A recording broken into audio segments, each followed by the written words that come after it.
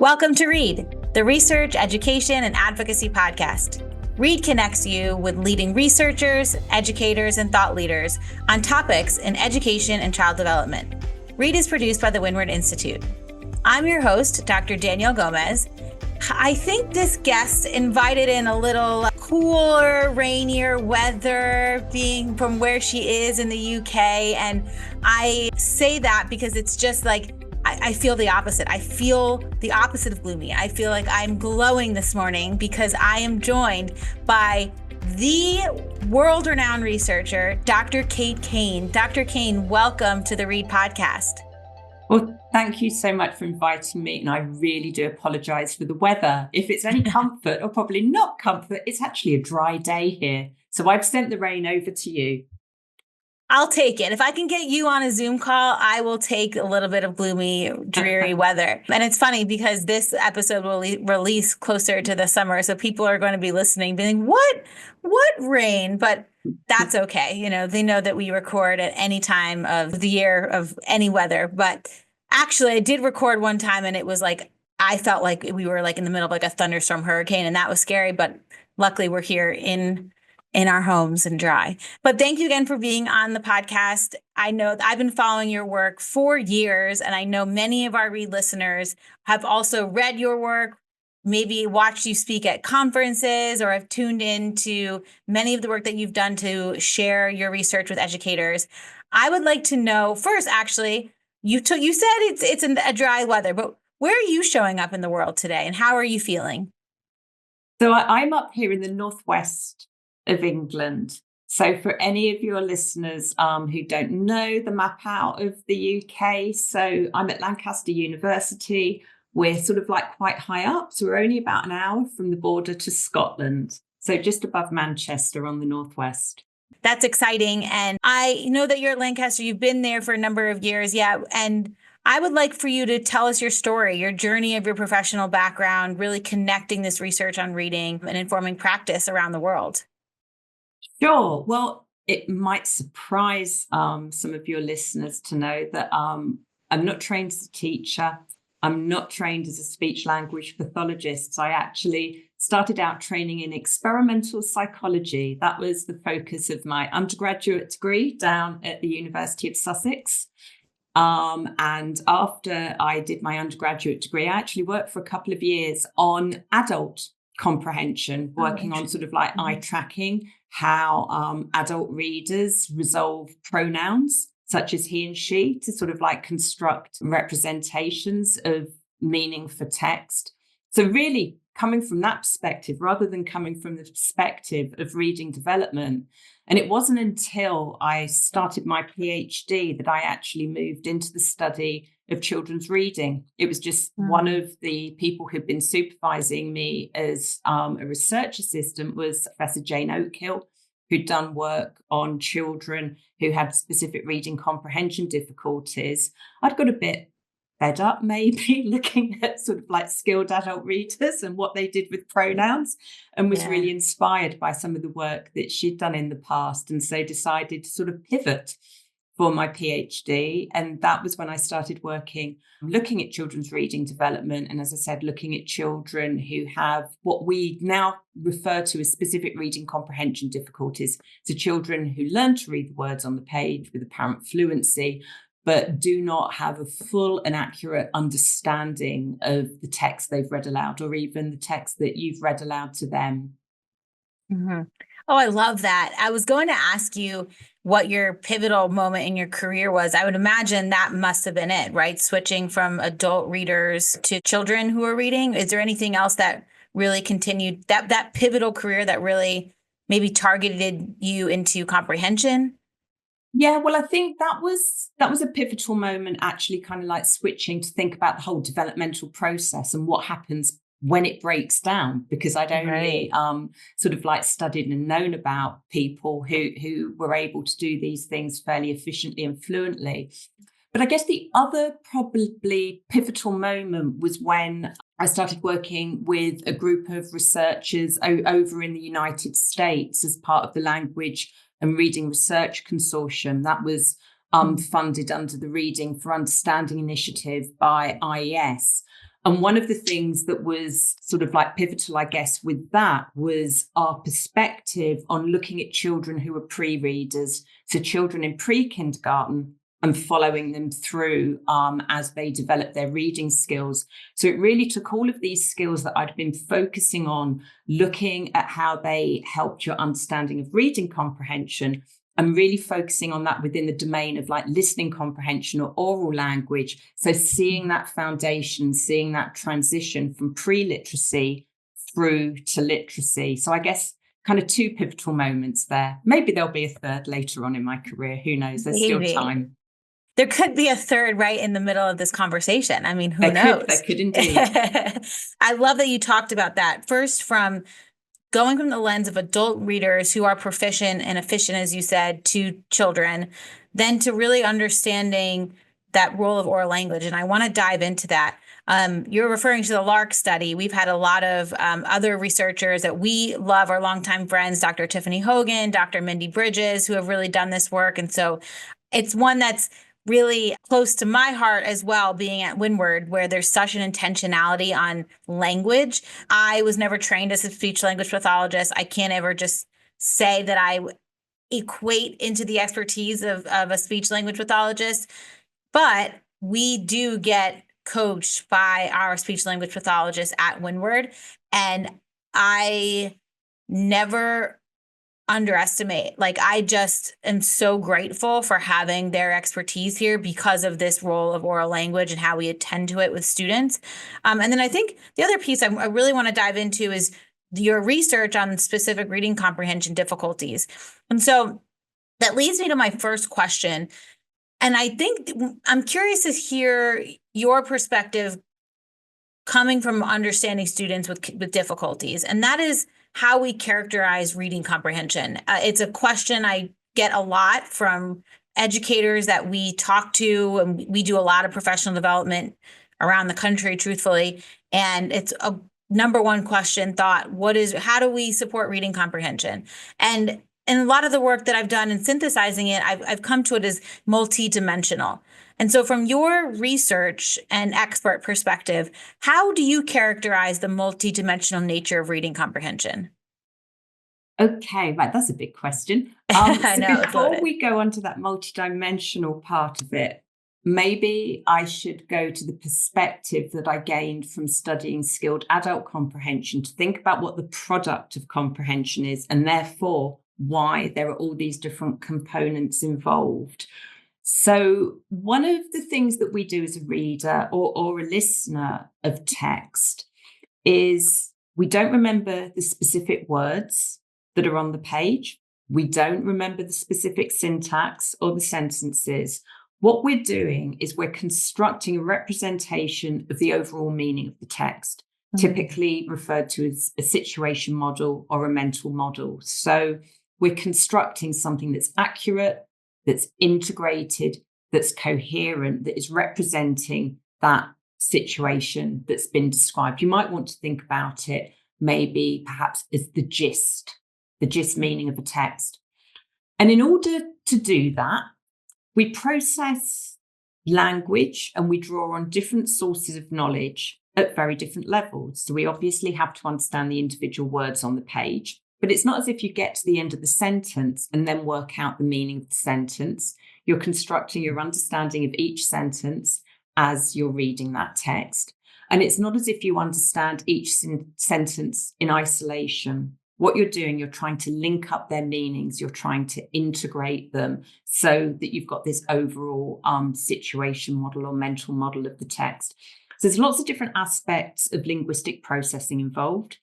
Understanding particular words in context. For example, one of the things that we have with the English language is we have so many words with multiple meanings, and you're using context in order to sort of disambiguate, in order to retrieve the appropriate meaning of that word.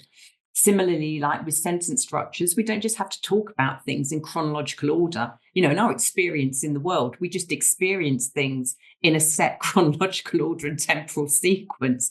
But when you're reading books and when you're talking about events, you can talk about something that happened in the past. You can have flashbacks in movies, in novels, and some of those sentence structures do that. And as you're reading text, it's more common to have that. So you've got to learn, you've got to use certain cognitive processes to do that, to be able to process that information and understand the sentences accurately.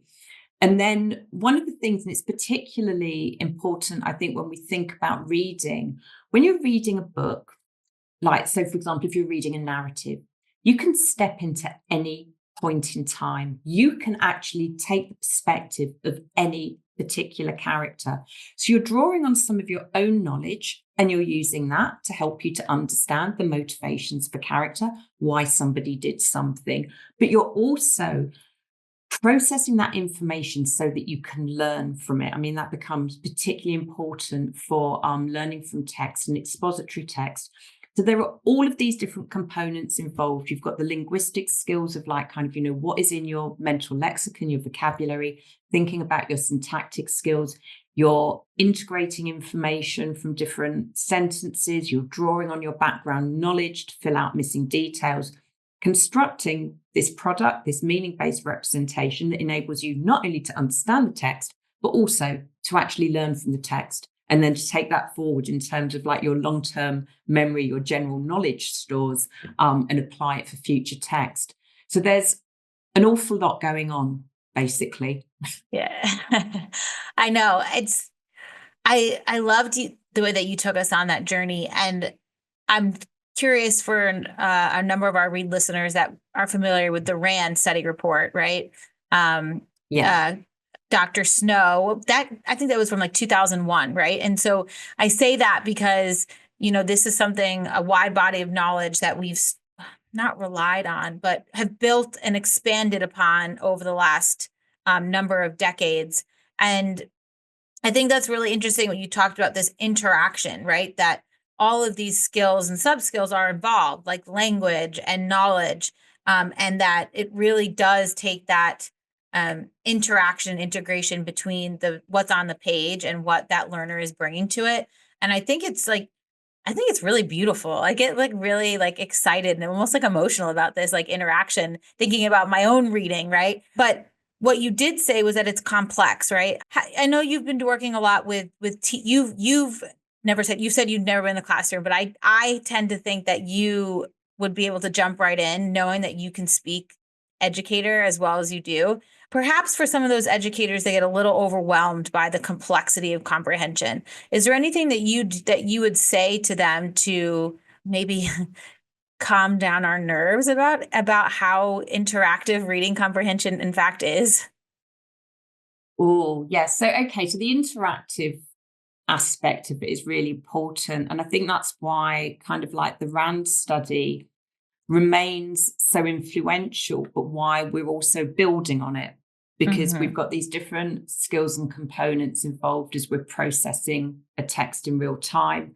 And then we have these sort of like downstream effects as these different skills are interacting across time.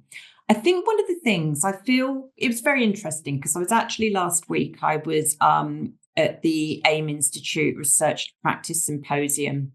And the big focus was implementation science and just thinking about sort of some of like the barriers or the challenges that the classroom teacher faces. And what we're doing is we're trying to sort of put new research findings into the classroom.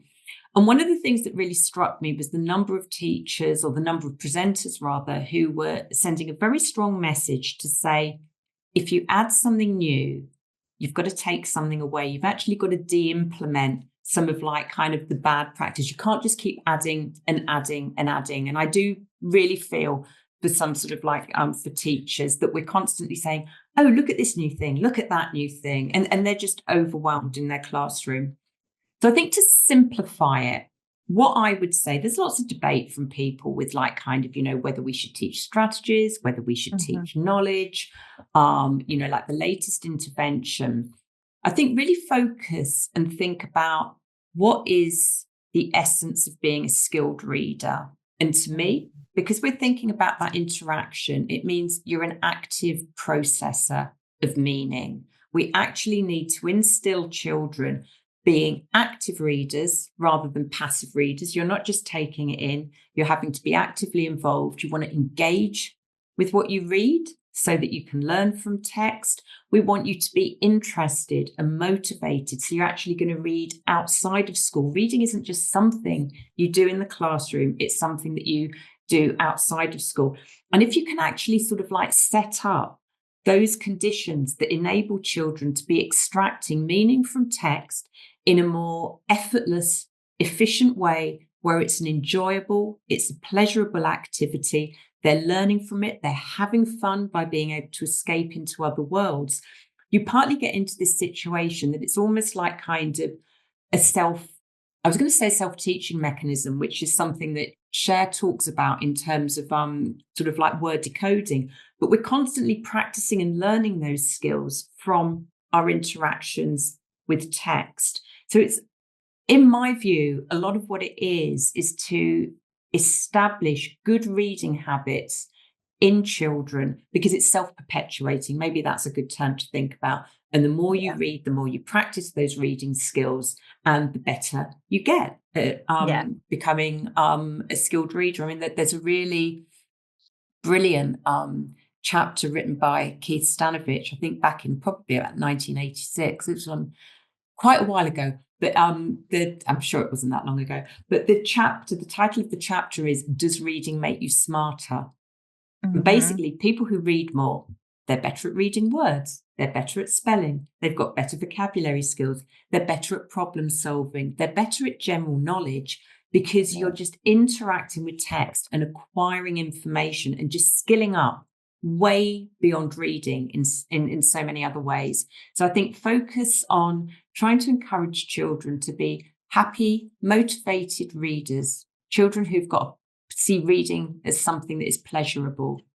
Yeah. Oh, I love that. I like what you talked about the Stanovich article, because that reminded me, for those readers probably have seen that same article with the Matthew effect, right? And then you're talking about the positive effects of that piece as well.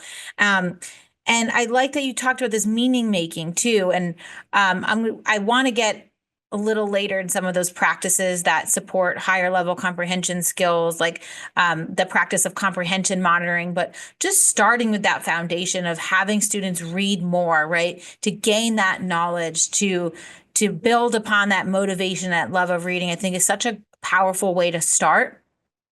When you look at I know you talked about oral language prior, and again, it's something that I'm really passionate about. Knowledge is one that I focus on a lot with read in terms of comprehension, but I really want to dive into language. So what role does this oral language have in these comprehension skills? Okay, so think about, as a young child, when you come to reading instruction in the classroom, you've already got years of exposure to oral language, simply in conversation, but also in like kind of shared book reading in the home. Think about talking about autobiographical memories, like kind of, what you did at that party, what you did on vacation. That's all structured around, like autobiographical memories are structured around like kind of oral narrative skills. There's a beginning, a middle, and an end.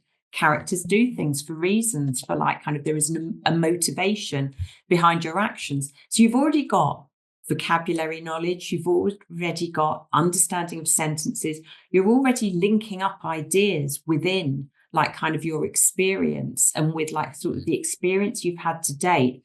So there is a rich foundation that children are bringing to the task of reading. Well, one of the critical things that we obviously have to do is we're bringing that to reading and all of our understanding and use and knowledge of language. What we're not bringing to reading is the ability to read words, to decode like kind of the visual symbols on the page. That's something that has to be taught. And that is one of like the critical barriers that we need to get across.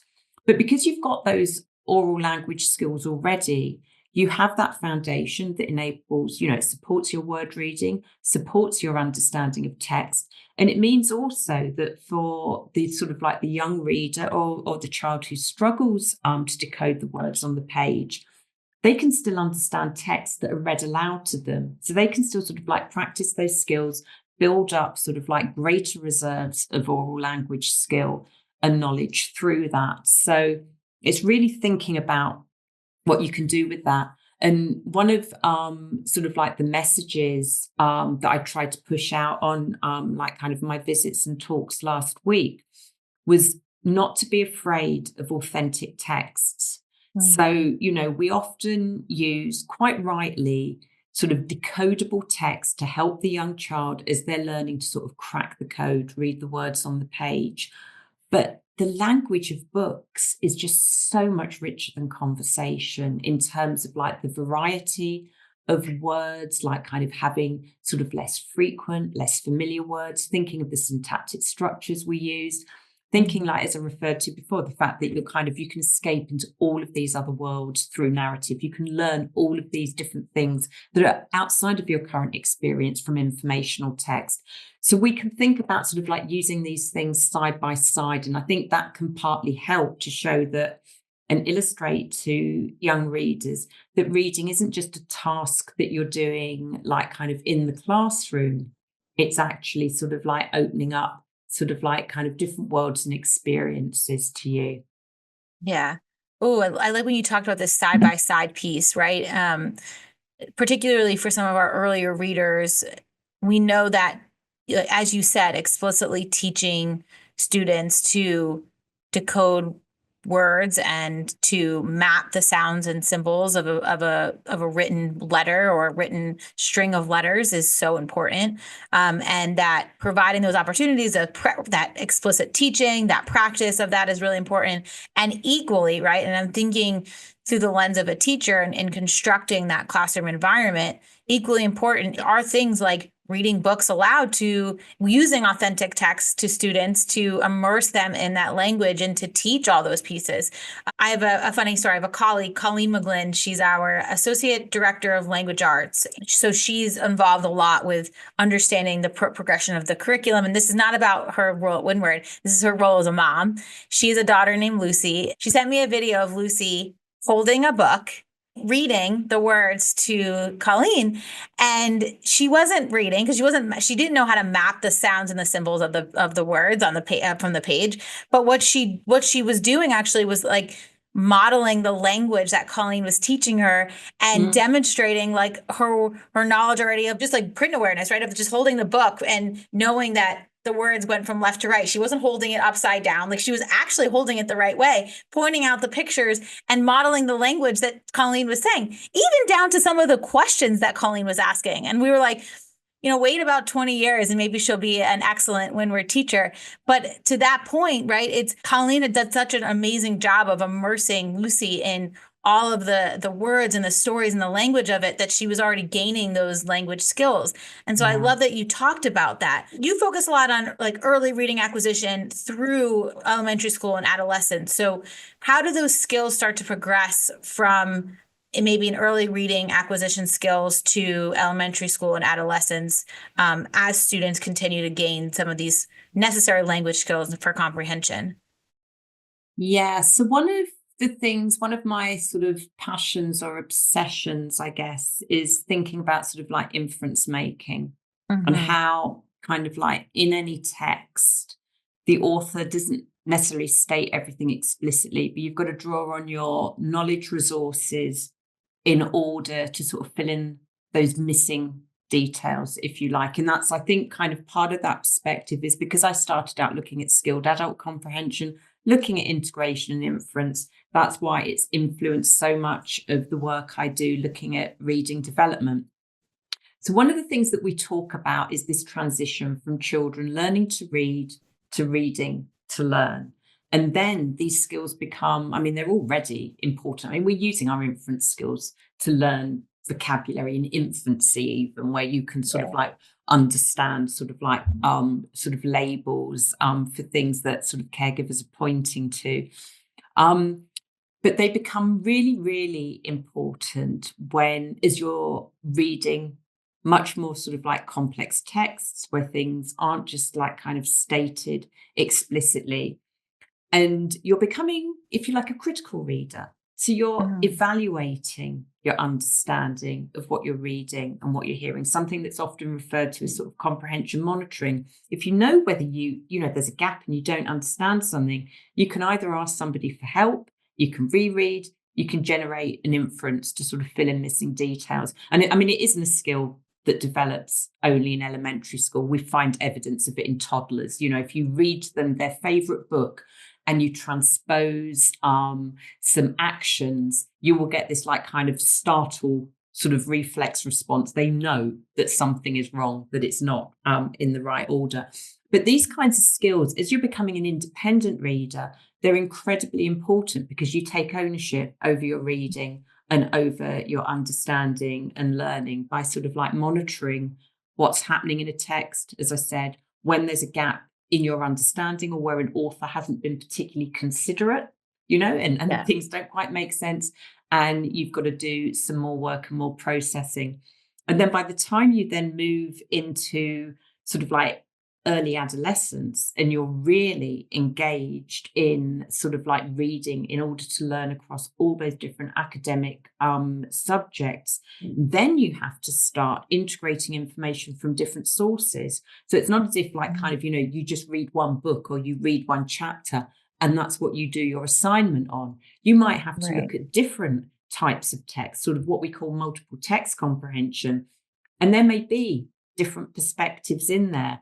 And then you've got to really use your evaluation skills and your inference skills to know when you can actually integrate information and when there's what you might call an inconsistency because two writers have got a different point of view, and just be able to appreciate that there can be these different points of view and being able to sort of understand that, represent that, encode that, to be able to take part in debates. And it's something, Catherine Snow's been doing a lot of work on it in recent years, talking about this need to develop these critical thinking skills that are just so important, not just in reading and everyday education, but we need them in our everyday life. If you're planning for a vacation, you don't just like kind of read one review, or you don't just like look at one website. You might look at multiple ones to actually make a decision about what you're going to do. The same with like if you're making decisions about sort of like healthcare, there are multiple opinions, and you have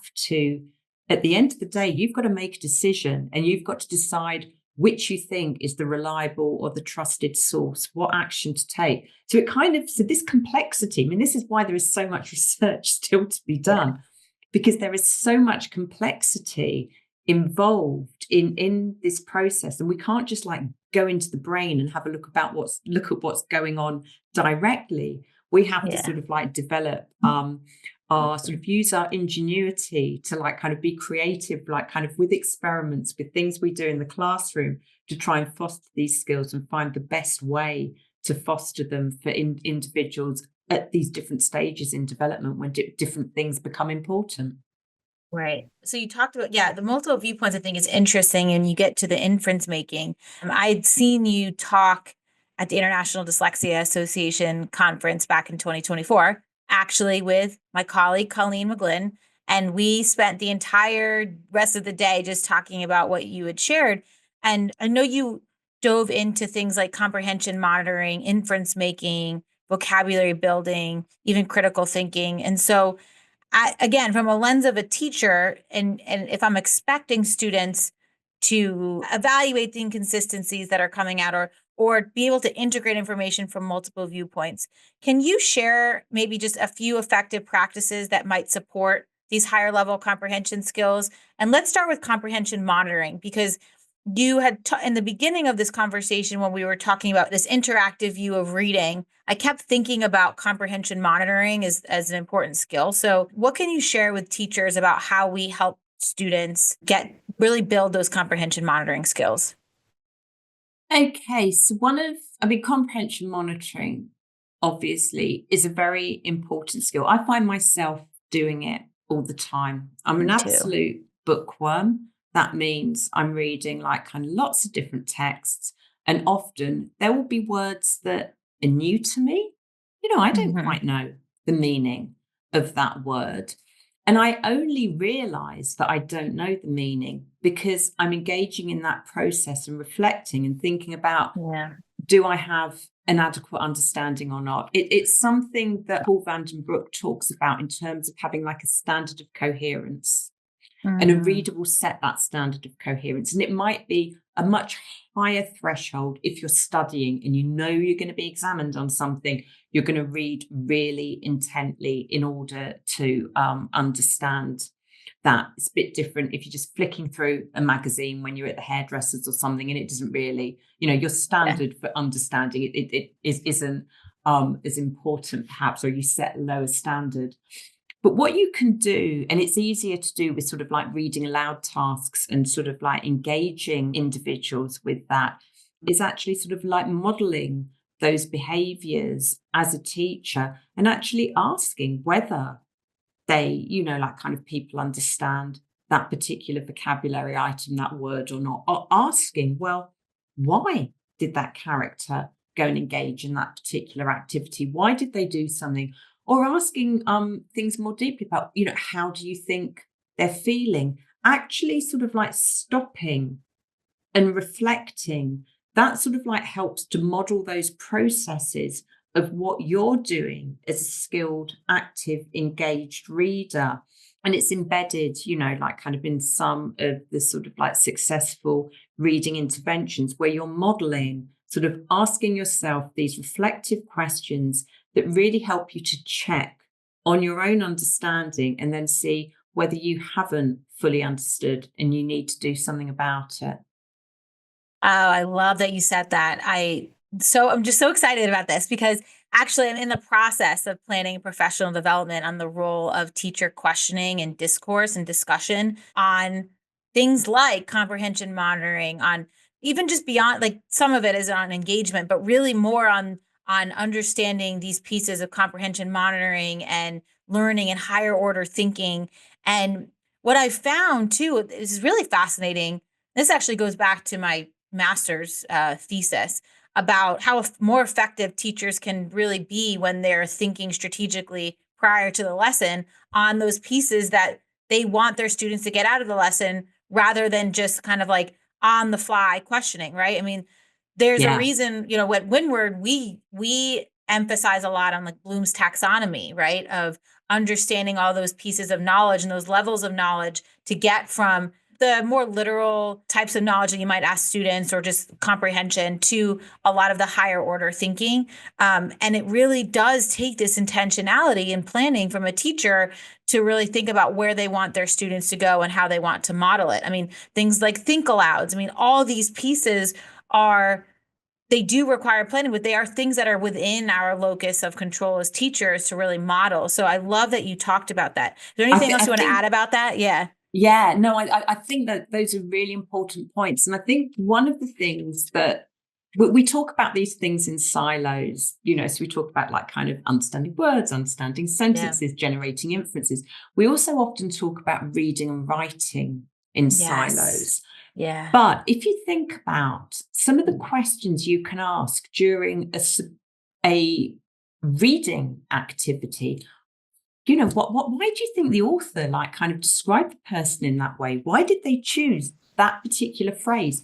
That can then actually help children to reflect on their writing skills. So the two can actually be supporting each other in that way. So I think it's really important to think about it in that holistic way. But as you say, going in with a plan, you can't focus on anything, but some of the best teaching that I've observed, from my point of view, and my point of view is actually because I've seen the children engaged, I've seen how they've responded, I've seen how the teacher has got very complex ideas out of them, is where they've maybe just focused in like kind of 30, 40 minutes. They might only have got across like kind of 1 page of text or 2 pages of text, but the richness of the dialogue, as you say, scaffolding, showing, like kind of modeling how you actually construct meaning can be so important. So I think there's a lot of what we do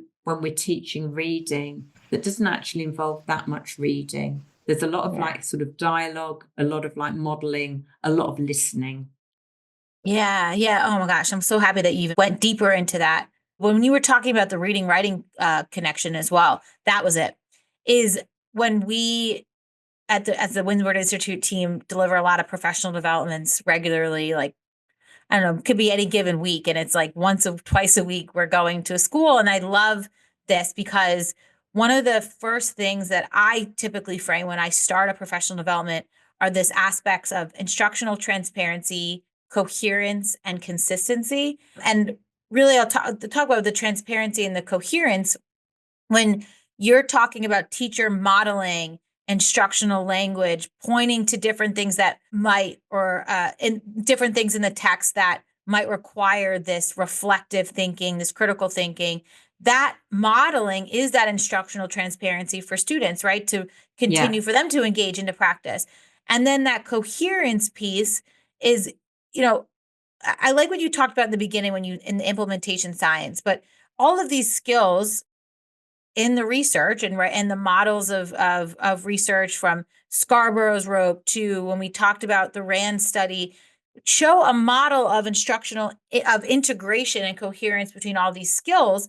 And so it requires a skilled teacher to also build that instructional coherence. Are those skills that you're trying to teach and that knowledge and that language, are they all building upon each other? Are you showing connections between them? And I think, again, one of the pillars of a Windward program is that there is this clear coherence between reading and writing. Children are writing about what they're reading. Children are writing about what they're learning across content areas. And so and they're engaging in discussion and language about it. And so whenever I impress upon coherence and transparency, it's those things that you're saying. I get so excited.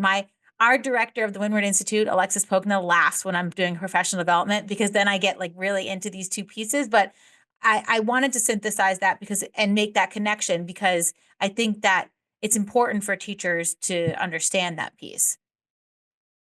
I think so. And I think you just touched on a really important point there about writing about what you're reading.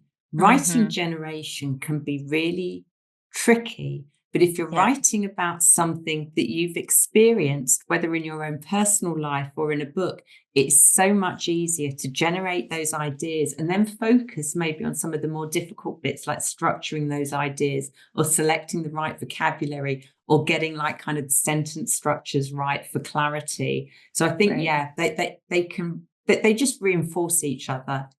Yeah. Yeah. Oh, that's so good. I know your research, this is a little off of what some of the questions that I have, but given that your research is in understanding specific reading difficulties, when you have a child that has a comprehension difficulty, let's say in adolescence, what are the things that you're seeing that you're looking for? Is it some of the skills that we're talking about? And maybe you can share about some of that, the PISA work that you've been doing. Yeah, so I think maybe there's at least 2 points I should probably make.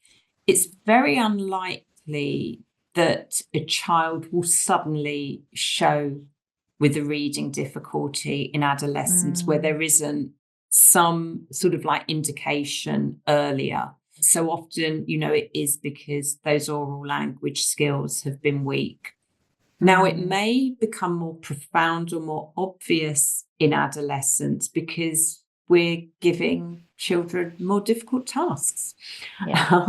One of the things, so that's now been recognized. So PISA is like kind of an international survey where and they focus on literacy or reading, they focus on numeracy, and they focus on science in different years. And one of the things that PISA now incorporates is, first of all, looking at comprehension across multiple texts or multiple sources. So PISA is for 15-year-olds. So it's really trying to mimic some of those critical skills. And that might be where there is a real challenge, because it's not just to do with the reading skills that you may have been sort of like developing to date. You've also then got to be thinking about something I think I touched on earlier, but thinking about different perspectives of authors, thinking about the source, the reliability of that. We're flooded with information now from like kind of different news feeds, websites. We're living in this world where we're often talking about sort of like misinformation and fake news. And if you don't have those critical reading skills and thinking, well, is that a reliable source? do I take what they're saying with a pinch of salt? Why have they got an opposing view to this individual? And it's completely fine to have opposing views. If there is an evidence base, we come to like kind of different evaluations and different conclusions about where sort of like facts might be leading us. But often, you know, there is a common source, and you need to be able to understand whether someone's opinion is biased because of some ideology, rather than not sort of like relating their conclusions to the facts. So this kind of thing is becoming increasingly important because there is just so much access to so much information now. So certainly what they've introduced in PISA is the ability to do what is referred to, for example, as source evaluation, understanding, you know, that kind of, you know, that a different source, like, you know, for us, it would be like kind of the BBC, we would generally see as a trustworthy source of news, whereas like kind of something that was on sort of a sort of like kind of a different type of channel or on a podcast even, you would then potentially like see that as personal opinion. So that's one thing. The other thing that is, you know, that didn't really exist sort of like 10 to 15 years ago is thinking about the rise in digital and having like kind of the amount of information that we might be reading on screen. And that's opened up the world. You know, there is so much more information out there. We have much freer access. But again, it's like understanding what that access means and how to navigate it, and also different ways of reading, because you've typically been taught to read with a book. You know, you're talking about this 2 to 3 year old, like, no, which way round it goes, like turning the pages. If you're reading on a screen, you're not turning pages usually, unless it's an e-reader, you're scrolling. So the information is like moving all the time. You haven't got those hard boundaries. And what people might not realize, as well as setting up this representation of the meaning of a text, we actually remember the spatial locations. So you know, when you're trying to find something, you're thinking, oh God, well, I know it was somewhere near like the top of the page or somewhere like at the beginning of the book.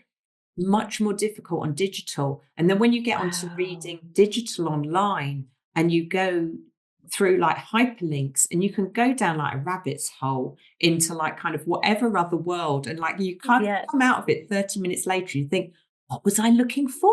What was I reading about? So those are new skills that we've actually kind of, we've all got to be skilled up in, but things that are sort of like being thought about when they're assessing like kind of reading skills for 15-year-olds now with PISA, because, you know, the context of reading keeps changing. We're reading different content. We've got access to different things, and we're reading in different ways. And all of that can make a difference to do with like how you're applying those skills, you know, what you're doing in terms of sort of like your attentional skills, what you're doing in terms of understanding the credibility of a source of information. Wow. I was laughing because I just thought about my computer at home, and the number of tabs I have open, and who knows what they were from. Maybe a restaurant menu, probably a research article in there, like who knows what it is. And it's so interesting. That's something that you talked about. When you're talking about the PISA and you're using that as an assessment, then are those things that you're then including, let's say in the UK or internationally? Can you maybe talk about maybe some methods or maybe current areas of investigation of how we support digital reading over print? Yeah, well, I've been doing a bit of research on sort of digital reading. One was a big European network called eLadder, where we were looking at language development in the digital age.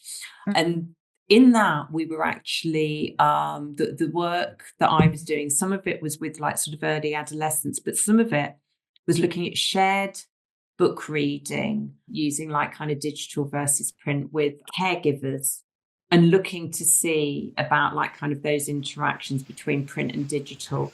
Because one of the real positives, so people can often talk quite negatively about digital books. Every new technology we're worried that it's going to like kind of rot children's brains. So this happened with like fiction for children, and it was like kind of going away from religious texts and actually allowing them to read fiction. Oh, That would potentially wow. be a bad thing. Did the same thing with television. I'm sure we must have done the same thing with radio.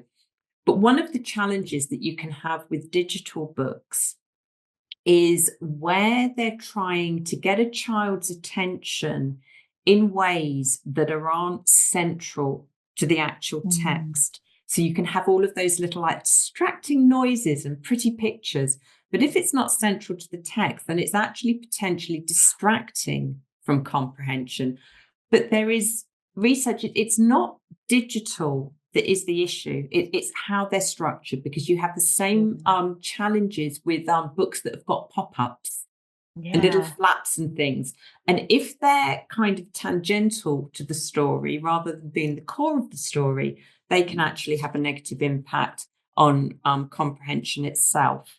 So I think there are some really interesting ways that we can use digital in terms of supporting or scaffolding understanding. So I do some other work on digital that's looking at the efficacy of a digital reading supplement. So it's not saying that teachers aren't necessary. It's not saying that we don't need to have all of that classroom engagement and discussion and dialogic reading, for example, with teachers, but using it as a way to sort of help to practice particular skills and focus. And we know we've all seen this with like kind of, you give a child an iPad or a tablet, you know, they only need to be like kind of 18 months old, and intuitively, they know how to navigate it. They're engrossed, they're kind of engaged with it, they're motivated. So one of the things that some of these digital reading supplements do quite effectively, they do what we call gamification. So they're taking some of the things we know from sort of like computer games and using that to motivate and engage readers. So you could have a reluctant reader who doesn't necessarily, you know, like kind of like it when it's that kind of formal, like kind of reading print. You can build in this gamification, which a teacher can't do that engagement piece with, you know, like a whole classroom of kids one-on-one.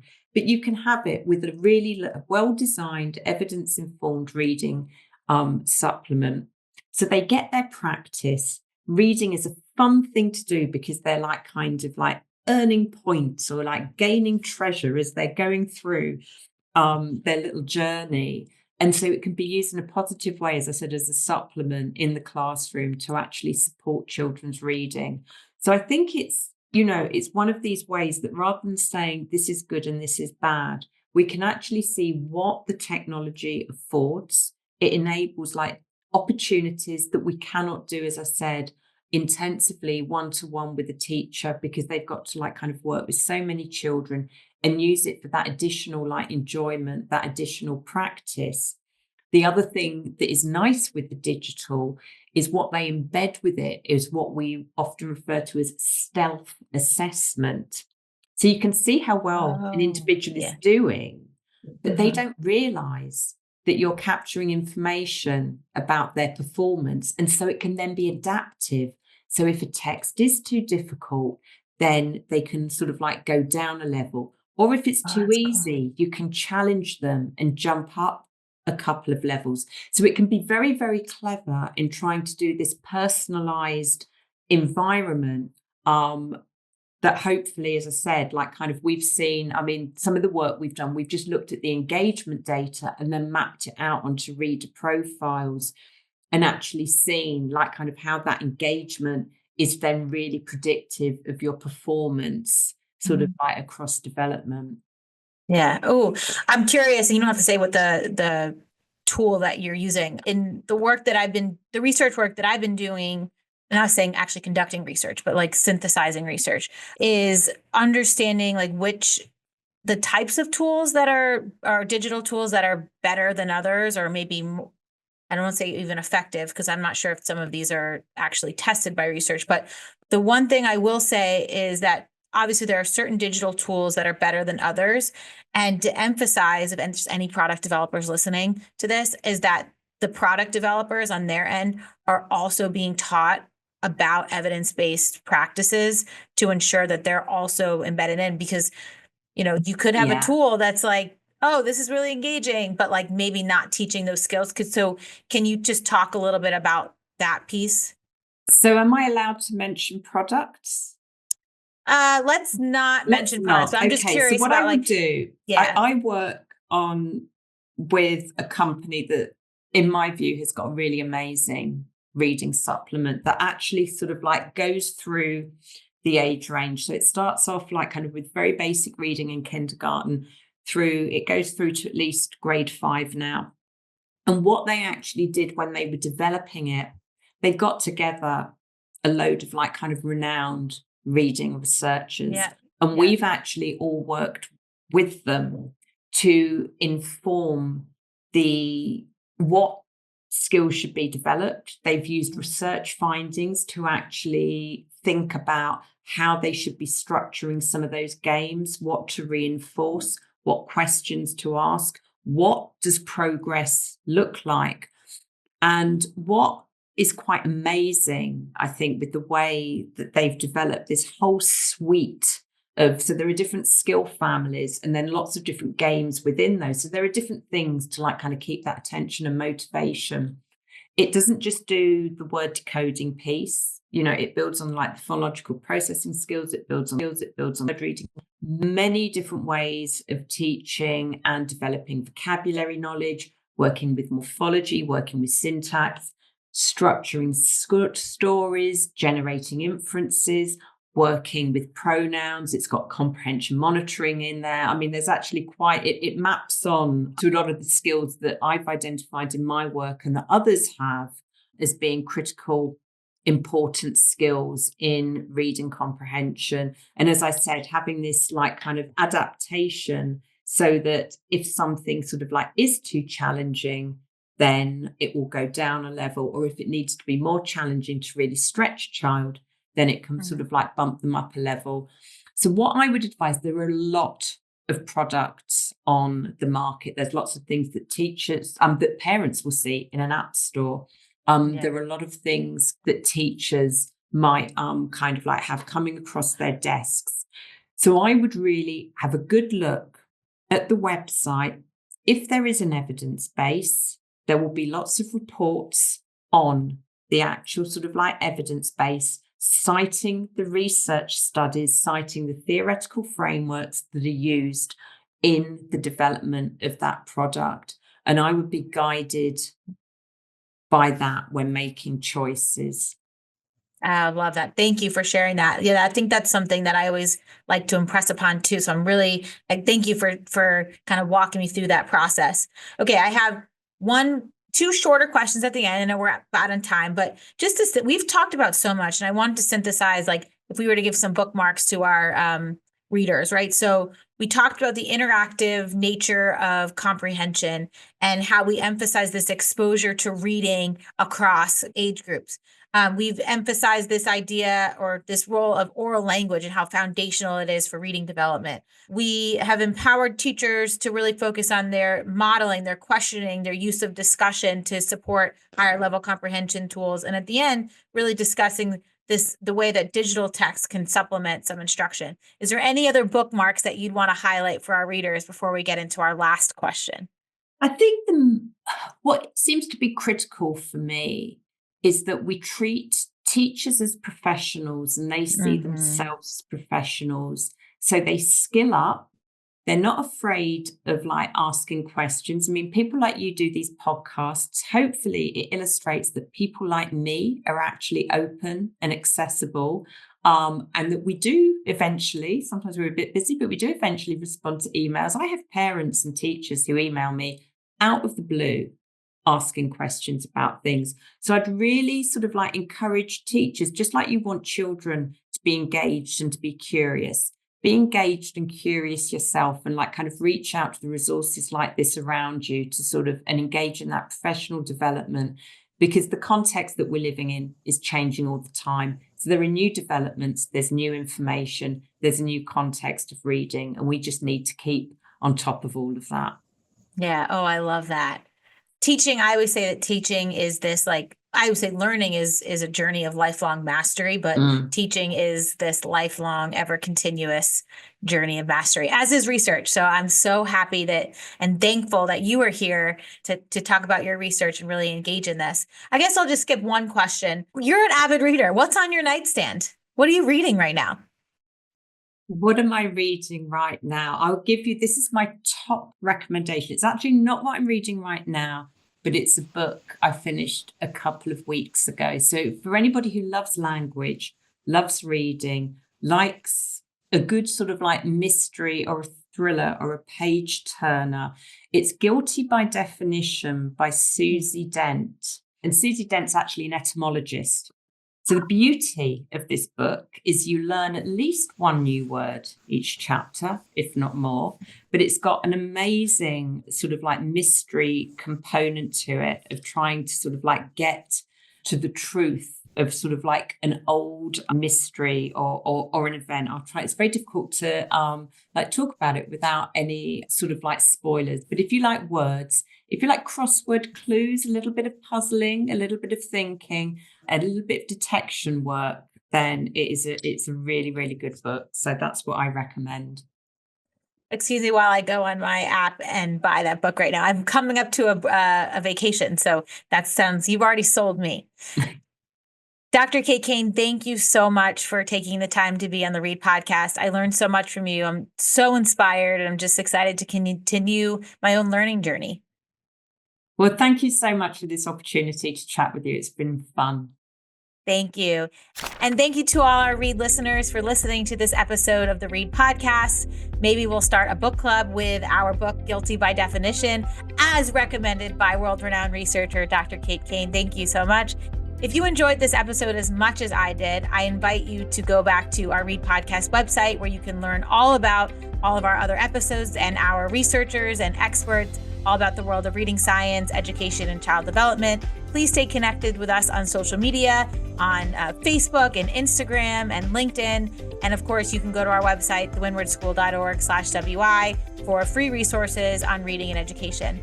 I think that is it. I'm like just filled with so much learning and excitement. But I will ask Dr. Kate Cain to do one other thing, and that's to say our final send-off. Until next time, readers. Until next time, readers. Thank you so much.